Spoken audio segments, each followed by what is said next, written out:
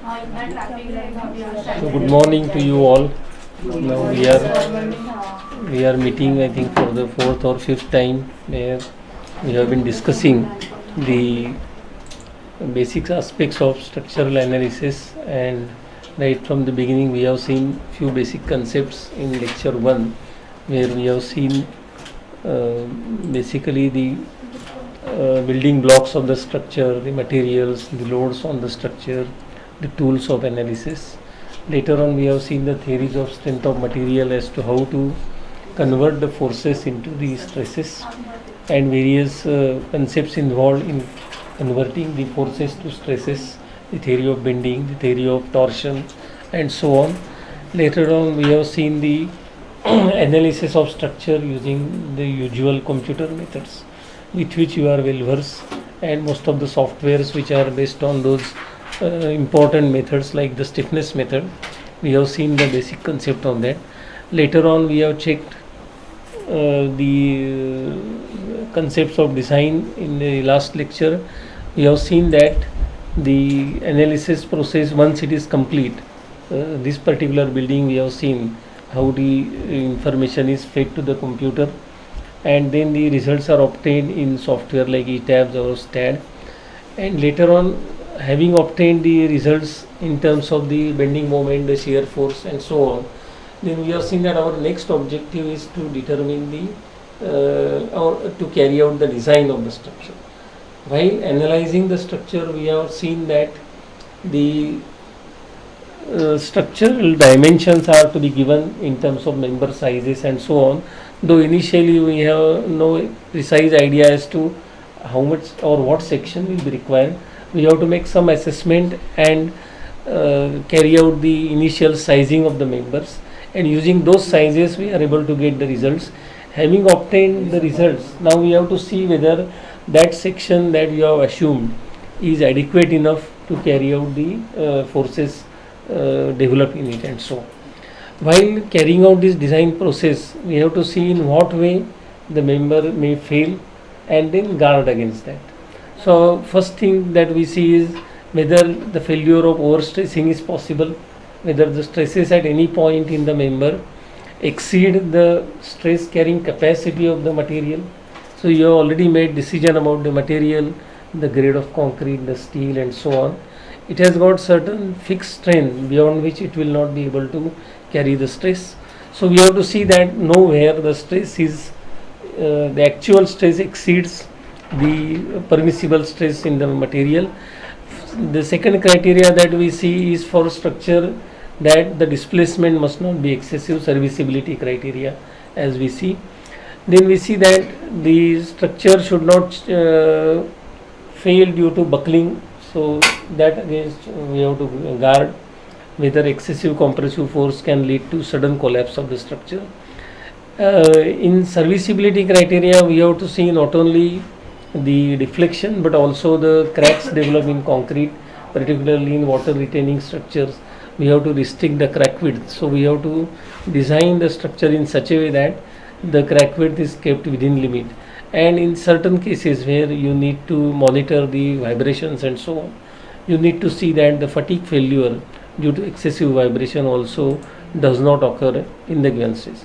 Last time we have seen 2-3 basic methods of carrying out the structural design, namely the working stress method, which is the first method that you also studied in in your college days, where we see that in working stress method we consider linear stress strain relationship.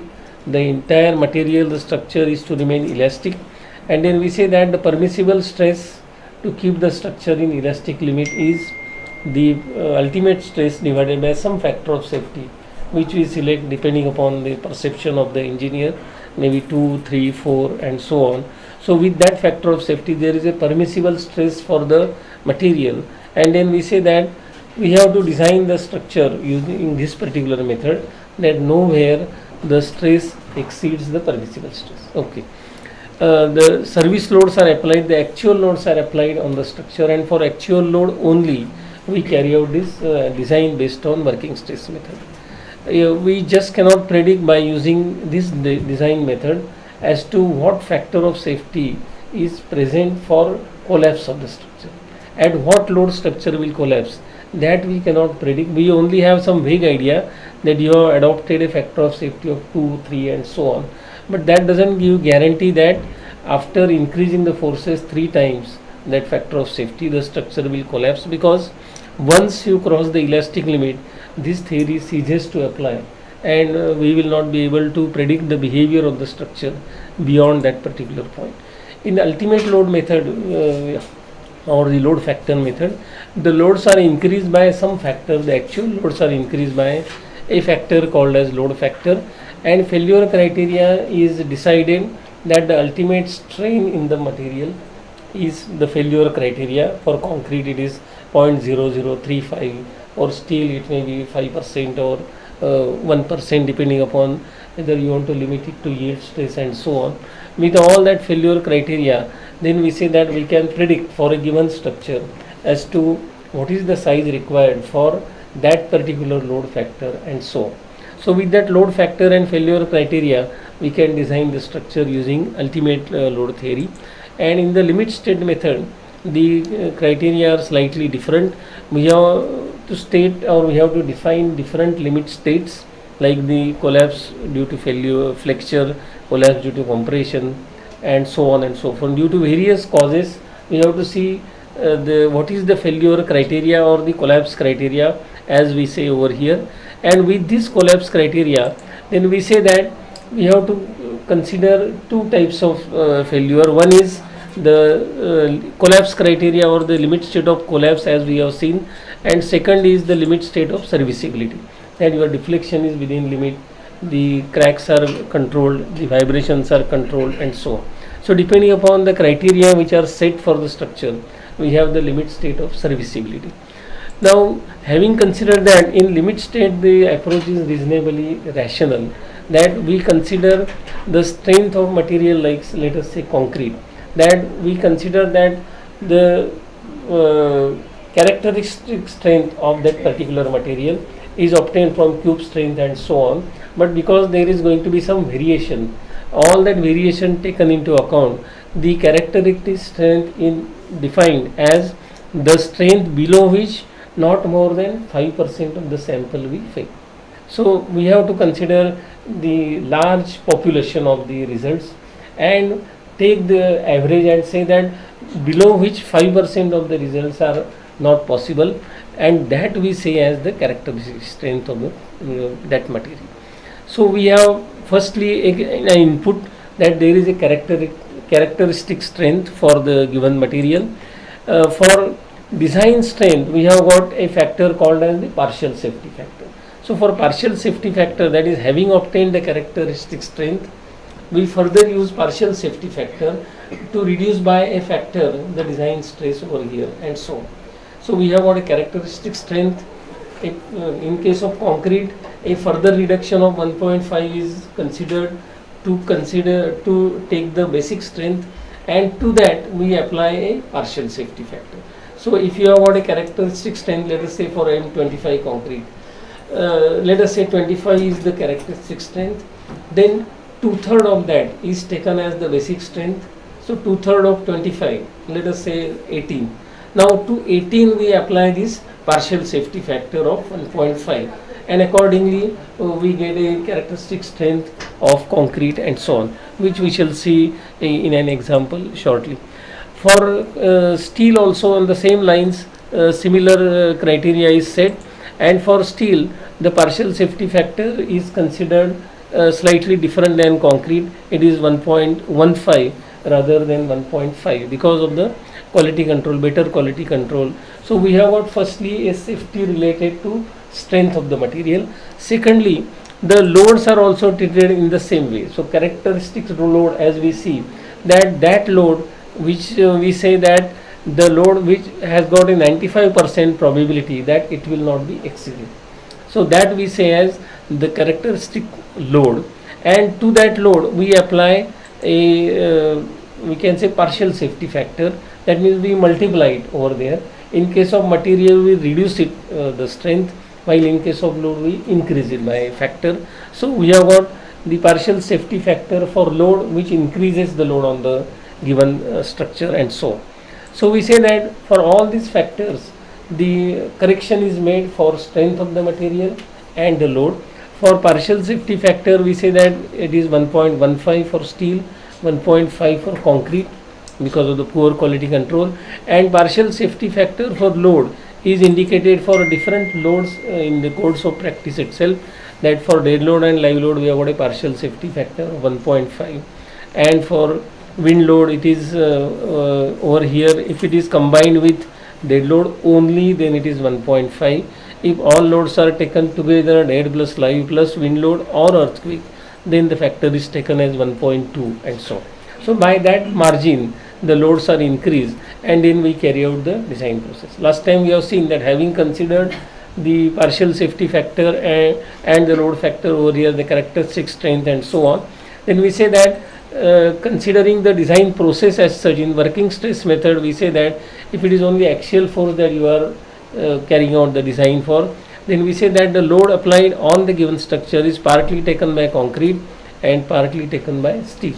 So in working stress method we have got the permissible stress in concrete multiplied by area of concrete. Similarly for steel, because the two are bonded together, they are not going to have independent elongations or strain. Accordingly, the strain in concrete is considered and increased by this factor called as the modular ratio, which is the ratio of the Young's modulus of steel to Young's modulus of concrete.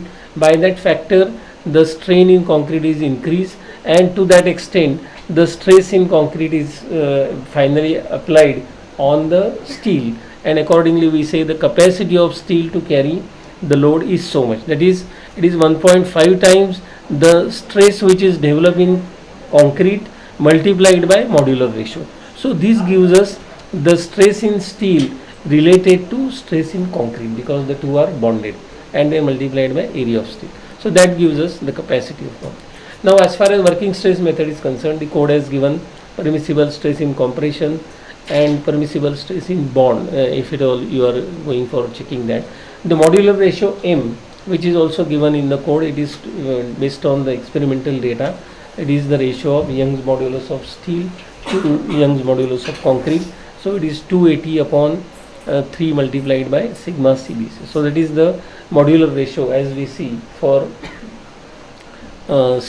concrete and so on. Okay.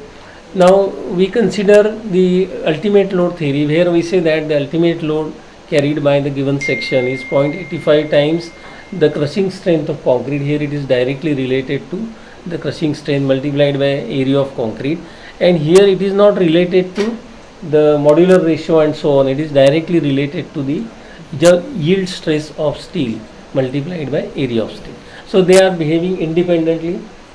Concrete will carry fully the load, carrying load as per its capacity, and later on steel will also carry load as per its capacity, and so on and so forth. Okay, so that is as far as the the ultimate load theory is concerned. While in case of limit state method, as I have indicated for concrete, the code has indicated that if the characteristic strength is FCK, then 0.4 of that is to be taken as the limit state stress for concrete, and for steel it is 0.67 times Fy. So with this we will be able to determine the load carrying capacity of concrete in that concrete member in compression. With this now we will be able to determine the load carrying capacity of a section and so on. So we have taken, I think last time we have taken this simple example where this column of 300 by 450 with grade of concrete M25, and it is reinforced with 6 numbers of 16 dia bars and so on. Okay, grade of steel is taken as Fe415, and the modular ratio is 280 upon 3 into sigma CBC, so approximately it is equal to 11. Now with this we can say that as far as working stress method is concerned, we have got the load carrying capacity, permissible stress for that grade of concrete multiplied by Ag minus AX, that is the gross area of concrete minus the area of steel, that is the net area of concrete, multiply plus 1.5 times the modular ratio, and so on and so on. So with this we say that for this column it can carry safely a load of 921 for 300 by 450 and 6 numbers of 16 diabar, the percentage of steel is about 0.88 and the load carried by reinforcement is about 10% of the load carried by the total column, entire column. Now as far as the limit state method is concerned, it is 0.85 times the crushing strength of concrete multiplied by net area of concrete, and it is 0.87 times Fy multiplied by AST. So with that, now we say that it is the ultimate load at which the section may fail. So that is 3276, which we can see from the previous data, it was only 921, while ultimate load is 3276, which is almost 3.5 times the working stress predicted load carrying capacity. Of course, this is based on the elastic behavior, while this load we say is going to be the ultimate load at which the collapse is going to occur, and so. If the same concept is extended to limit state, then we say that it is 0.4 times FCC, which I have seen indicated last time, just earlier, multiplied by net area of concrete plus 0.67 times Fy and so on. Now that works out to 1671, that is the limit load carrying capacity of the column. So we see that the three methods predict differently the load carrying capacity of the same member because of the way they take the strength which is assigned to the material. The final result that we say need not be compared directly, because in case of working stress method it is the same load at which the structure will remain elastic, while in case of limit state we say that it is the load at which we will say that this theory says that you should not load the structure beyond this point, while for ultimate load theory the load predicted by it is the collapse load over here, and so on. For all these, now we say that for limit state method you will take the actual load multiplied by the partial safety factor for load and say that that load should be less than this particular load. So we say that it is not the working load that you are comparing it, but load involving partial safety factor for load and so on. Okay. Now that is as far as the axial load carrying capacity. Now we go to the next stage where we want to design the member for shear force. Now as far as shear force is concerned, the situation is somewhat different. In case of axial load, generally we take the axial force uniformly distributed over the entire area, and P upon A is the axial stress throughout. While in case of shear there is a lot of distribution, a lot of variation in the stresses over here.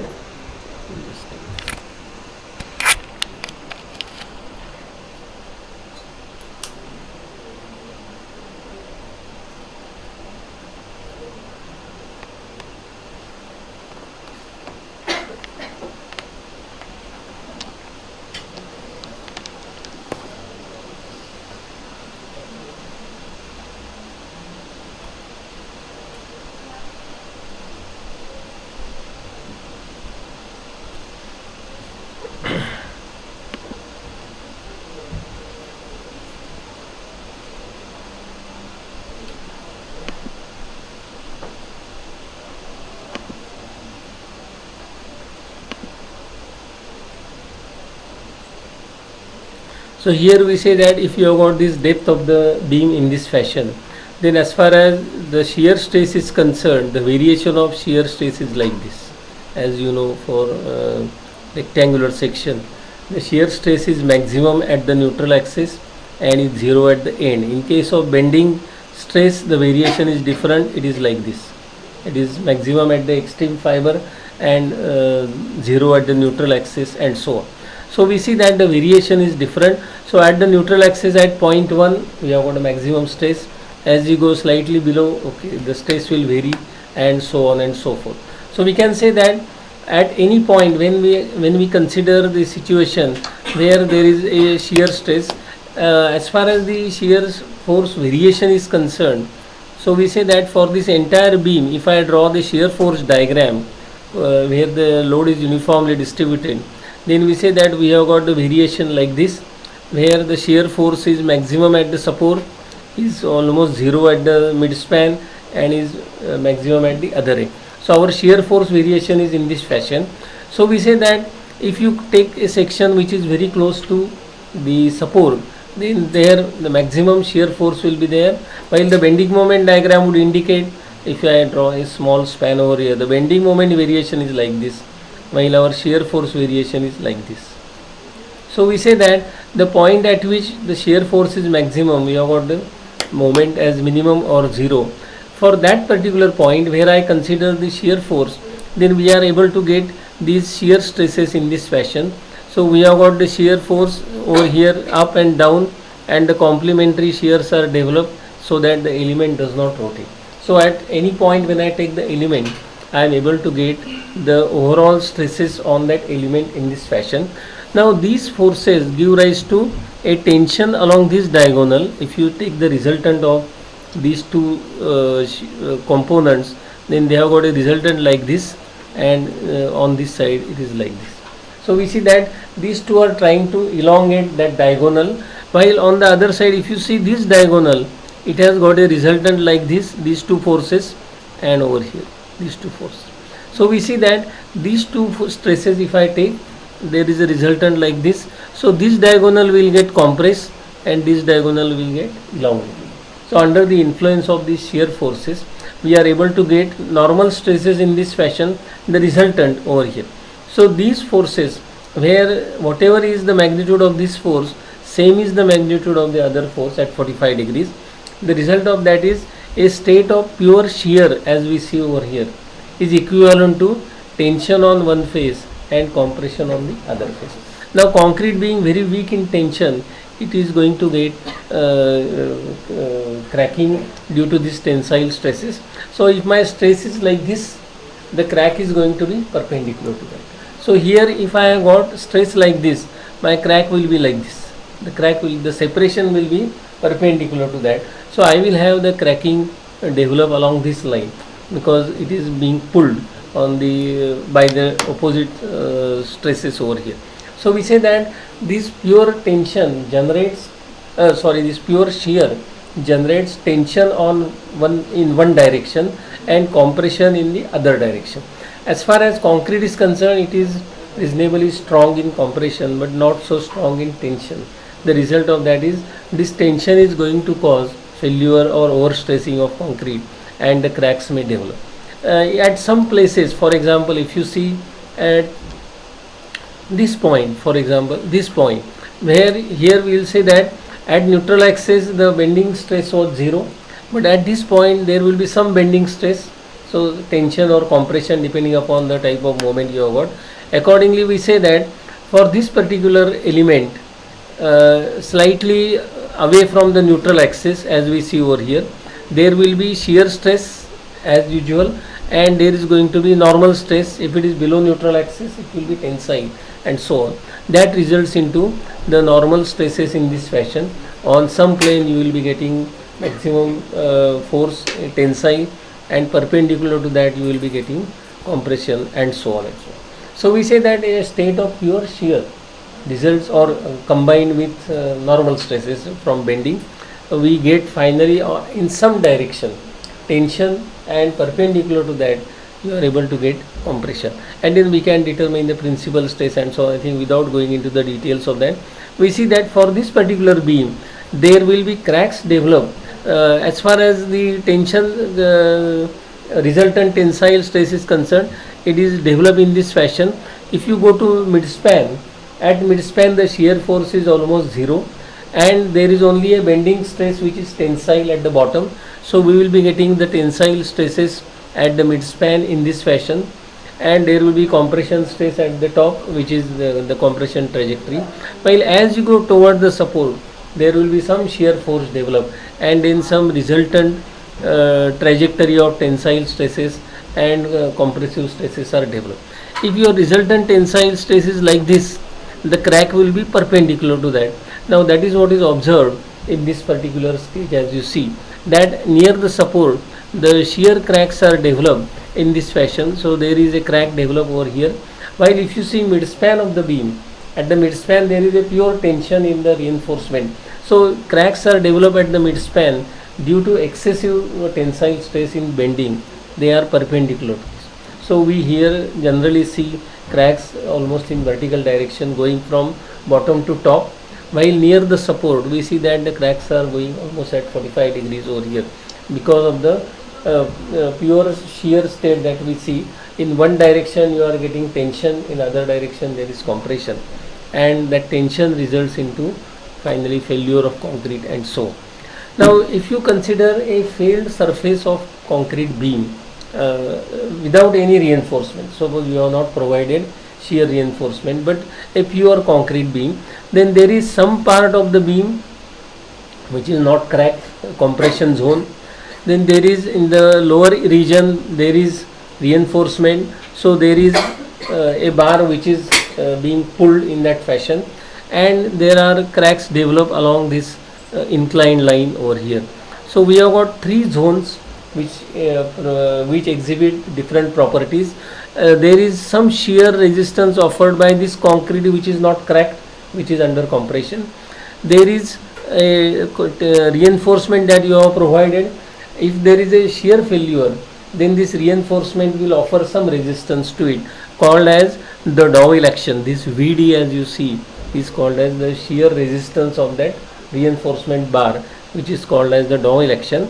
And in between, what you see along this inclined line is that though the cracks are getting developed, there are different materials in that path, like the stone aggregates, sand, and so on. So there is a lot of friction at that particular point, and that interlocking friction is the third resistance offered by the concrete in shearing action.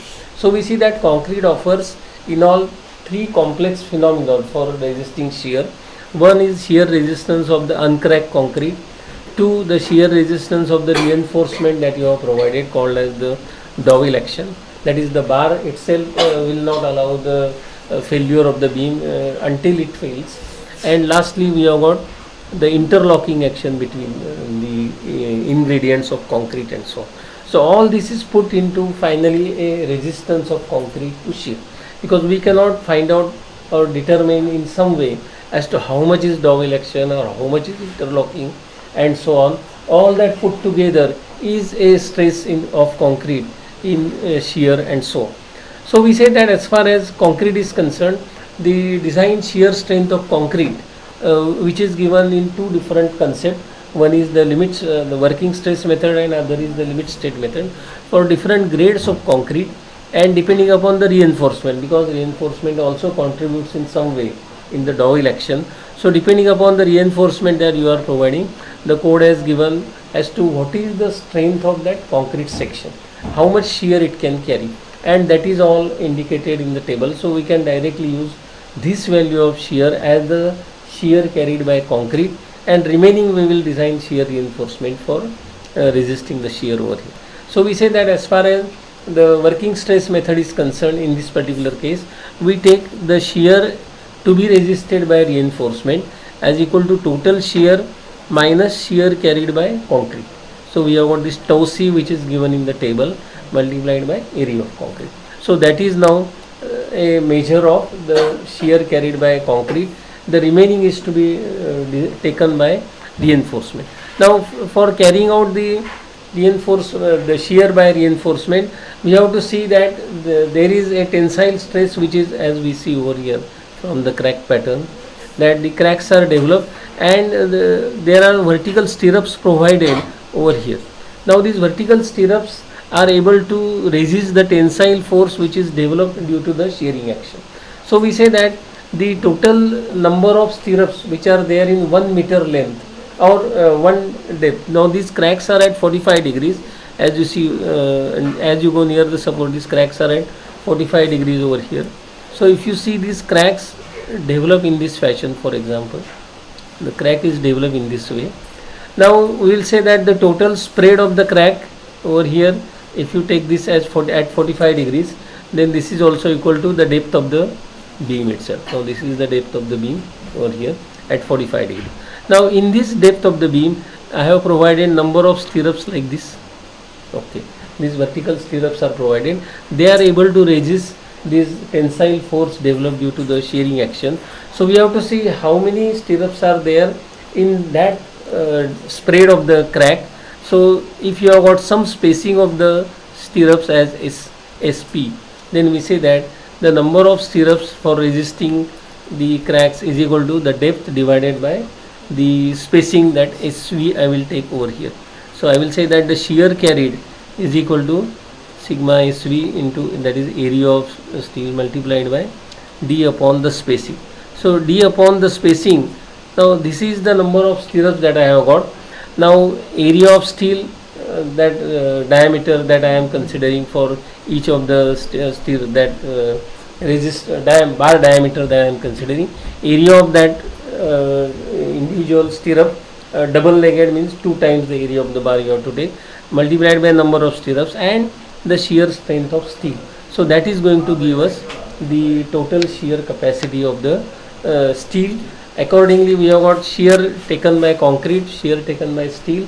So this spacing we have to adjust, because you can adjust the diameter of the bar, you can adjust the spacing, so that the final product is Vs. Accordingly, knowing Vs, now in a given situation we have the Vs which is obtained by as the net force to be carried, then we have the shear strength of steel which is already known, and we have got depth of the beam also known. Accordingly, you can adjust area of steel, that is bar diameter, and then your spacing can be obtained from that, and so on. So we can say that this way the shear design can be easily carried out by carefully considering the shear carried by concrete, shear carried by steel, and all that put together. Then we say that we have to design the shear reinforcement in this fashion. In the earlier code, when this code was revised, I think in 2000 or even 1978, earlier code had a simple criteria that as soon as shear strength is exceeded, then everything is to be taken by steel. Nothing is to be taken as contribution for concrete. But later on, people have realized that concrete has got enough strength, so why not utilize that? So now the code has revised that whatever concrete can take, maybe 10%, doesn't matter. You take that 10% and remaining you can design for reinforcement and so on. So if we consider a simple beam 300 by 500 with 4 numbers of 20 dia bars, and shear force on it is 100 kilonewton working, while grade of concrete is M25 and grade of steel is over Fe415, and the percentage reinforcement is 0.838, for which from the table we get the working stress working stress method gives us a shearing strength tau c 0.35 Newton per square millimeter, while as for limit state the value is 0.561. So we can now calculate for working stress method capacity of concrete to carry shear. So out of 100 kilonewton, now we say that concrete can carry 52.59 kilonewton. The balance is to be taken by steel. So we have got 47.41 kilonewton to be carried by steel. So we are now considering 8 diameter 2-legged stirrups. With this 8 diameter 2-legged stirrup, for 2 legs the area is 100 square millimeter. The permissible stress in shear for for steel, it is steel tension only 230 Newton per mm square. The depth is 500, and we want the spacing. So now we get spacing of 242.5. So we say that the total shear is 47.41. So we have used it to determine the spacing of the 2-legged stirrups over here. So we say that as far as working stress method is concerned, we require 8 diameter 2-legged stirrups at 242 spacing. While the same problem if you solve by limit state method, the values are slightly different. The permissible stress is for limit state is 0.561, the design stress, while with a load factor 1.5 for limit state method, the partial safety factor for load, we say that 100 kilonewton given as working load now becomes limit load as 150 kilonewton. Out of that, concrete carries, as per the strength of concrete, that is 0.561, it carries 65.85 kilonewton, 84.15 kilonewton, that is load carried by concrete. Balance is to be carried by reinforcement, shear stirrups. So we now say that we have got this 0.87 Fy into area of steel for 2-legged 8 mm dia 2-legged stirrups. Depth is 500, and accordingly we get 274 mm spacing for limit state method. So we say that these two methods, because of the changes in the numbers involved in terms of the permissible stress in concrete, then shear strength of steel and the load factor, all of that put together gives us some variation in this particular method. So that is all right as far as the design for shear is concerned. Now we consider the next important force, and that is the flexure. So when you want to design the beam for flexure, then we say that we have a complex situation as against shear, because for shear whatever is carried by concrete, okay, there the matter ends, the stresses are fixed and so on.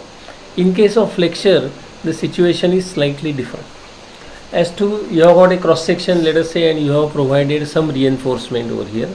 So I want to find out, or I want to understand what is going to be the stress, because there is a tensile stress in the lower fiber, compression in the upper fiber. So I want to know what is going to be the stress in this fiber and what is going to be the stress in concrete. As far as concrete is concerned, there is a definite limit on the compressive stress that concrete can carry, sigma CBC, and there is a limit for steel to carry the tensile stress. Okay. Because of the basic assumptions in the theory of bending, that plane section before bending remain plane after bending, and we say that there is perfect bonding between steel and concrete, we don't want any separation to occur.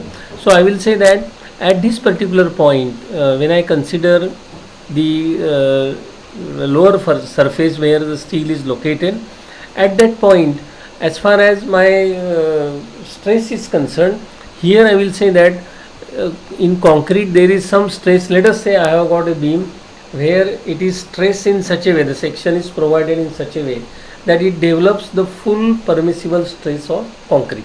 So that is sigma CBC. So that is developed. At the other end, I have got steel, but I want to see that the steel also develops its full stress, what we call as the balance section. For balance section, steel develops full stress, but as far as my bonding of concrete and steel is concerned, the stress at this point is related to stress at the other point because of the straight line nature of the variation over here. So I will say that at this point, if I get some stress in concrete, then stress in steel will be m times of that, and that must be equal to the permissible stress in steel. So I will consider it that both the materials reach their full value. The concrete stress is sigma CBC. At the other end, concrete stress, if it had not cracked, it would have given me some stress, but it has cracked, but doesn't matter, there is bonding with steel. Accordingly, steel will develop full stress, and concrete, if it had not cracked or if there is bonding, it would develop a stress sigma ST upon M. On the other hand, now if I consider under reinforced section, so my steel is less. If steel is less, then what will happen is, one thing we must realize in theory of bending, that when you are considering bending action, there is some part above the neutral axis which is in compression, part below the neutral axis in tension. For equilibrium, my total tensile force must be equal to total compressive force. That is for equilibrium. That must always be satisfied.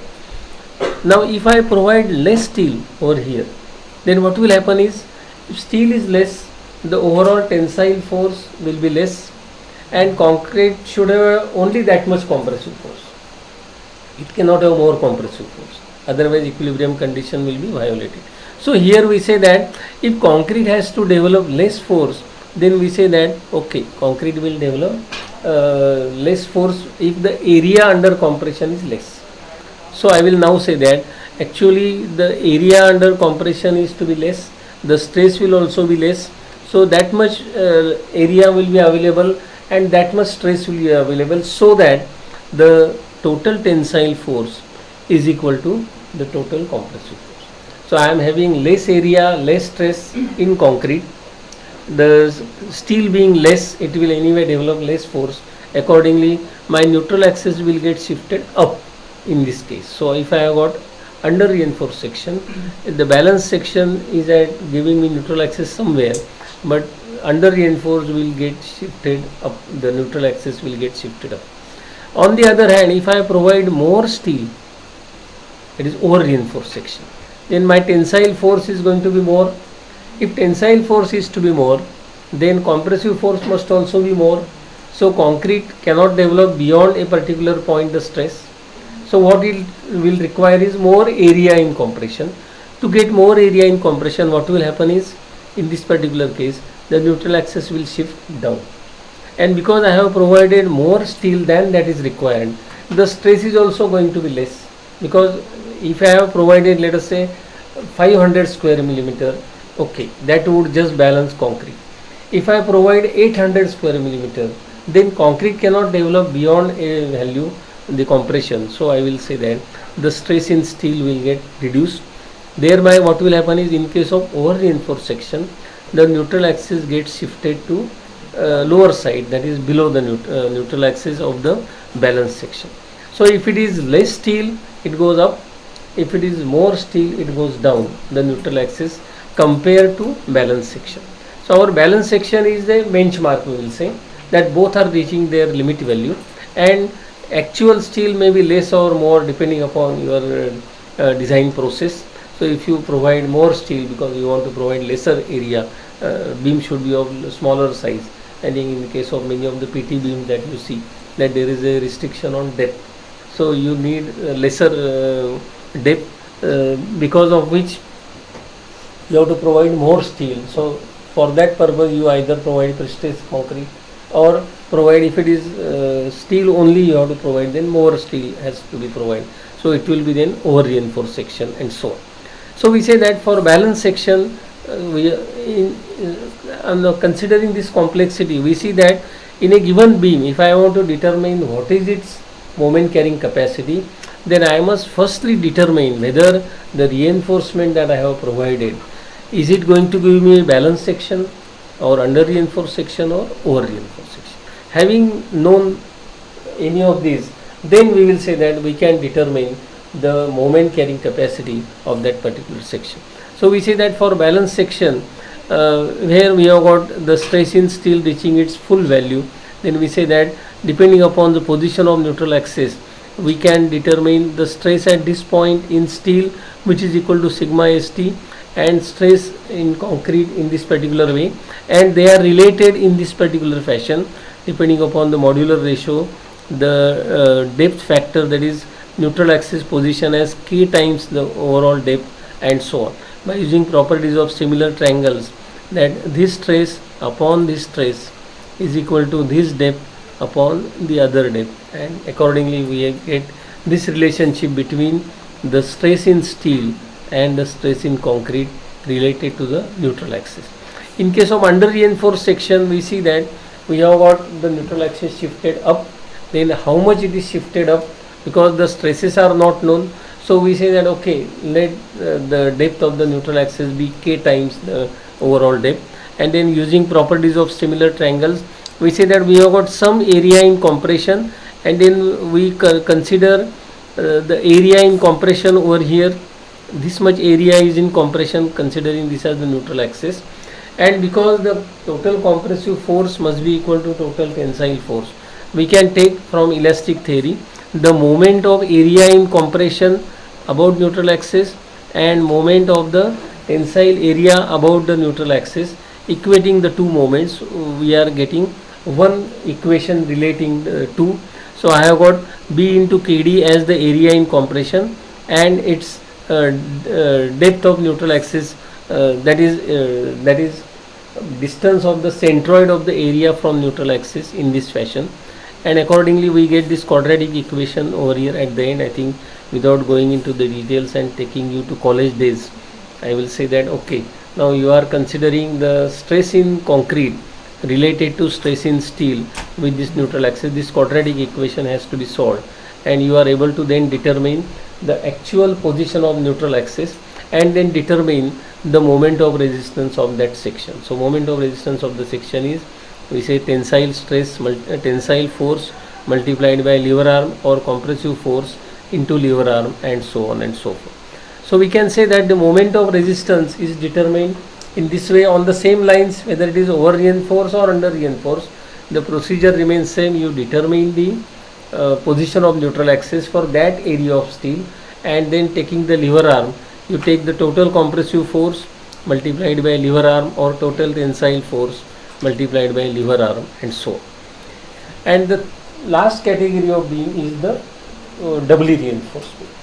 Earlier it was all singly reinforced beam, so we were considering the reinforcement provided for resisting bending moment only on this side. There was some reinforcement required at the top nevertheless for supporting the stirrups, and nominal steel is provided, but that is not used for calculating the moment of resistance. Moment of resistance later on, when you provide more steel, then we say that we get a beam called as doubly reinforced beam. So you have provided more steel than what is required. When the moment is too large, then you need to provide more reinforcement. So we say that the moment carrying capacity is made up of two parts. One, had it been a balanced section, reinforcement just equal to that where both stresses are reaching their limiting value, so that is moment of the balanced section, and to that we add moment of the additional reinforcement you have provided on tension side in the usual way, and on the compression side you have provided compression steel, so that is additional moment that you are getting. So we say that for any section now, if you want to determine or calculate the total moment carrying capacity, it is made up of moment of the balanced section if both stresses are reaching, add to that the moment of the additional reinforcement that you have provided. So we have got this compression steel, we have got the tension steel over here. Accordingly we say that we have got this I think so I have got the total compression in the given beam made up of concrete compression plus compression in steel, and there is a tensile force over. So we say that equilibrium of the forces can be considered to determine the position of neutral axis in this particular case. So we have got the total compression of steel and total tension in steel. Using all that, now we can determine the position of neutral axis. Again a quadratic equation is obtained, and then we say that the moment of resistance is made up of two parts. One, moment carried by concrete, and moment carried by the steel on the compression side. So that put together you are able to determine the total moment of resistance of that particular given section. Okay. So we say that with this concept, now we have considered the theory of bending and then determine the stresses to be considered, and finally design a particular beam over here. As I have indicated to you that in case of concrete, when we are considering the permissible stress, there is one stress which is the characteristic strength, as I have indicated to you. To that a factor of safety, a additional factor is considered, where 0.67 FCK is now the strength of the material. To that you add partial safety factor of 1.5, and then you are able to get the limit state stress as to be used for calculating the load carrying capacity and so on. So accordingly you get either 0.446 if it is bending flexure, or 0.4 if it is pure compression, and so on and so forth. In case of steel, we say that for steel, if it is torr steel over here, then its stress strain diagram is like this. So it is linearly elastic for considerable amount of stress, then it deviates and so on. If you use a partial safety factor of 1.15 for steel, then we see that the curve is taken in this fashion. It goes in a horizontal flat area at a lower stress, and when we say it is 0.2% proof stress, because for high high yield deform bars that we use in normal concrete, it doesn't have a well defined yield stress. It has got only a stress beyond which the curve flattens out.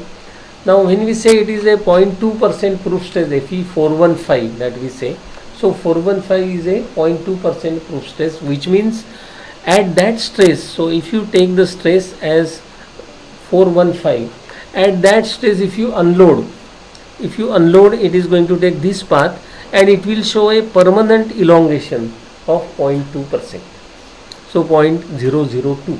So we say that 0.2% proof stress, which is 415, is the stress at which if you unload the steel, then it will show a permanent elongation on unloading to the extent of 0.2%.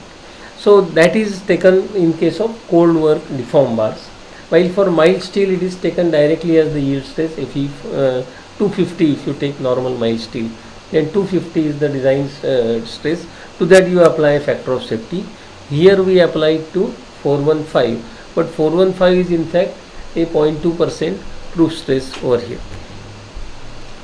As far as the loads are concerned, we have the usual load factor for 1.5 for dead plus live and so on. As far as the stresses are now for concrete, I think we have got similarly a load deformation or the stress strain curve, that it is elastic up to some maybe almost straight line, and then it flattens out and so on. The same thing happens for portion for concrete which is in compression. A considerable portion will get large strain, so it will develop almost a uniform stress over here because of the flat portion over here, because the strain can be here or here or here, anywhere between 0.002 to 0.0035. Any strain that you take, the stress will remain constant, and that is what is shown in stress diagram of this concrete which is above the neutral axis and is in compression. So for this particular portion, up to some extent it will show a uniform stress, and then at neutral axis the stress will be reduced to 0. The variation is going to be a parabolic variation because of the variation that we get for concrete, that here the variation is like this. So we say that on the same lines we are able to get this stress variation for concrete, and code has given that if you want to consider this variation of concrete in stress, then we say that the total area that you are considering and the total force that you have to consider. So code has given a simple approximation to that, that the area of stress block, if you consider, the stress is to be taken as 0.36 FCK. As far as neutral axis is concerned, now this is XU. So we say that if this 0.36 FCK, actually it is at some point it is going to be FCK, at some point it is less than FCK, but code says that on the entire stress block you take the stress as 0.36 FCK. It has got a depth of XU. If it were uniform XU throughout, that is uniform stress, you would have got the stress as 0.36 FCK multiplied by XU.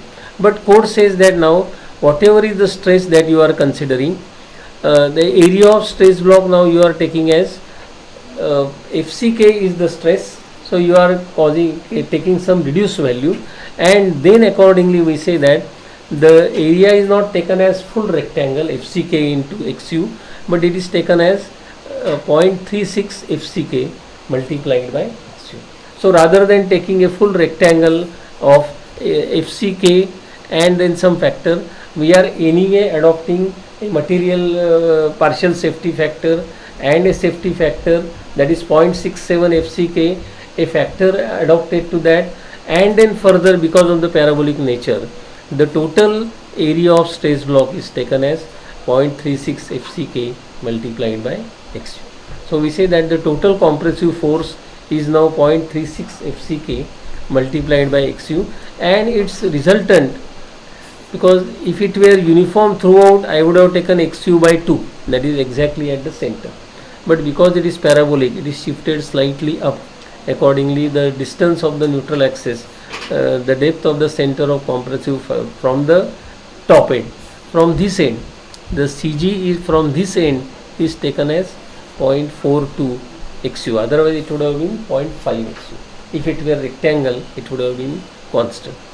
So this way now the code has given the guideline that you take the compressive force in this fashion, and accordingly the depth of neutral axis can be obtained. So you have got the tensile force, you have got the compressive force, and accordingly you can determine the limiting value or the actual position of neutral axis. And code has indicated that for limiting value where the two materials reach their maximum value simultaneously, the value of XU by D is limited by for different grades of steel. For Fe 250 XU by D is 0.53, for 415 it is 0.48, and for Fe 500 it is limited to 0.46. Now these are the limiting depths of neutral axis which code has indicated for the given section, and accordingly you can determine the moment of resistance over here depending upon the position of neutral axis that you have worked out.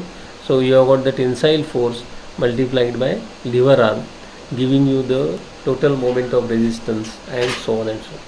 Either you can take the tensile force into lever arm or compressive force into lever arm. So here the limiting moment is based on the compressive force into lever arm, and so on. So any of these criteria can be considered, and then we say that the moment of resistance can be determined. If it is a doubly reinforced section, then we say that we have got moment of resistance of the singly reinforced section, that is balanced section. To that we add the moment of resistance of the compression steel that you have provided. So it is area of steel that you have provided on compression side multiplied by stress in compression steel multiplied by lever arm. So we can say that as far as the load carrying capacity of the section is concerned, we are able to get, depending upon the position of neutral axis, we have to firstly determine whether it is under reinforced, balanced or over reinforced or doubly reinforced, and then accordingly determine the moment carrying capacity of that section. So a simple example is now consider that you have got a 300 by 500 beam with 4 numbers of 16 diameter singly reinforced beam is taken with grade of concrete M20 and so on. So calculate the moment carrying capacity of this particular section. So firstly we have to see whether it is a balanced section or not.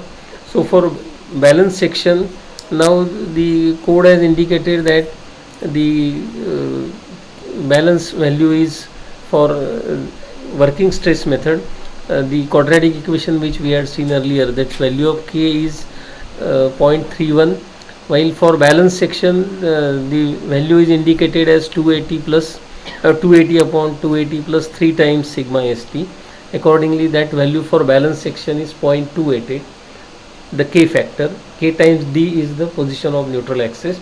Now if it is actual, the value is 0.31, while for balance section it is 0.288. Accordingly we see that the neutral axis is shifted down, so it is an over reinforced section. So working stress method indicates that your balance section neutral axis is up, actually it is down, so it is pulled on the tension side, so you have provided more reinforcement. If the reinforcement is more, then stress in steel is going to be slightly less and stress in concrete will be full value. So we now consider the working stress method and determine the load carrying, the moment carrying capacity over here, that is the compressive force into the lever arm. The actual lever arm is considered as per the actual position of the neutral axis, and sigma CBC, that is the permissible stress in bending as per working stress method, is 7 for M20 grade concrete. Accordingly we say that it carries a actual moment up to which it remains elastic as 72.97. While in the limit state method we can see that the situation can change. In limit state method, the neutral axis considering the balance section is 134 point actual area that is provided. The actual neutral axis is at 134.39, and limit neutral axis which is given in the code is 239. So we say that the code has given limiting value of neutral axis as per limit state method 239, the actual is 134. Accordingly as per limit state method it is an under reinforced section, while working stress method has given the other way around. There it has indicated that as per the stresses which are allowed, the section was over reinforced there. Now here it is under reinforced. If it is under reinforced, then we say that there is less reinforcement. Under reinforced. So we have got reinforcement which will be stressed to the maximum. Accordingly the moment carrying capacity of this section is 0.87 Fy into area of steel multiplied by the lever arm which is actually worked out, and accordingly it has got the moment carrying capacity of 128.9 kilonewton meter. While working stress method has predicted a moment carrying capacity of 72.97, if you take additional factor of 1.5 as the partial safety factor, then comparing this moment with this moment, then we see that working stress method says that 109.4 is the capacity, while the limit state method gives 128.9 as the moment carrying capacity. So we see that these two methods, because of the basic difference in their way they treat the stresses, they treat the load factors and so on, there is some difference in the load carrying capacity of the section. If you take a simple beam, for example, I think you are all well versed with ETABS. Most of you have used ETABS, or you are well versed. So if you take this simple problem in ETABS, where it is a 8 meter span beam carrying 15 kilonewton per meter as the load, and the beam size is 300 by 50. Now it has got this bending moment diagram and the shear force diagram over there. The longitudinal reinforcement is 764 mm square and so on. So we say that for this particular beam from the ETABS, it can take 120 kilonewton, the maximum moment developed is 120, for which it required a steel of almost 4 bars of 16 dia, and for which the capacity that is given by ETABS is almost 120 kilonewton, which is very close to which is predicted over here, but that was for full area 800 square millimeter. Here it is for an area 764 square millimeter. So we see that for this particular beam you can easily work out in ETABS section. If you see this typical ETABS output which is there in the design sheet itself, so you initially get the usual data that you already considered, size of the beam and so on, the point for maximum moment, and then the partial safety factor for different materials are also indicated, 1.5 for concrete and 1.15 for steel, and then accordingly these moments are worked out, and finally the reinforcement, both the shear reinforcement as well as the tension reinforcement is worked. So whatever we otherwise do by this tedious process of checking whether it is under reinforced or reinforced, and then accordingly determine the neutral axis and then determine the moment carrying capacity, the same process is considered in ETABS. Similarly, this simple frame is taken with, where the beam has got a span, a portal frame is taken 8 meter and the column height is 3 meters, while columns are 400 by 400 and the beam is 400 by 800 with a load of 40 kilonewton per meter. Accordingly, on the same lines, the reinforcement in the column is determined, where column takes axial force over here to the extent of 160 kilonewton, that is the axial force in the column, and in reinforcement provided in this case. On the same lines, you can see the usual data is displayed, and you are able to get the complete design using the limit state method in the ETABS. I think with this we come to the conclusion of today's lecture. Most of the things which I have explained, I think perhaps some of you are using it already in design of these RC members. I think this was just to indicate the basic concept involved in the design of members under axial force, under shear and the flexion. There is only one additional force remaining, that is torsion, I think, which we will consider next time. And then there will be the combined action, where you have got axial force with moment, uniaxial moment or biaxial moment, and in addition to that you have to design the section for torsion. I think that we will consider in the next lecture, and close this discussion on the design of elements of concrete, that is individual members, designing for moment, designing for axial force and so on. Okay, I think with this we come to the conclusion.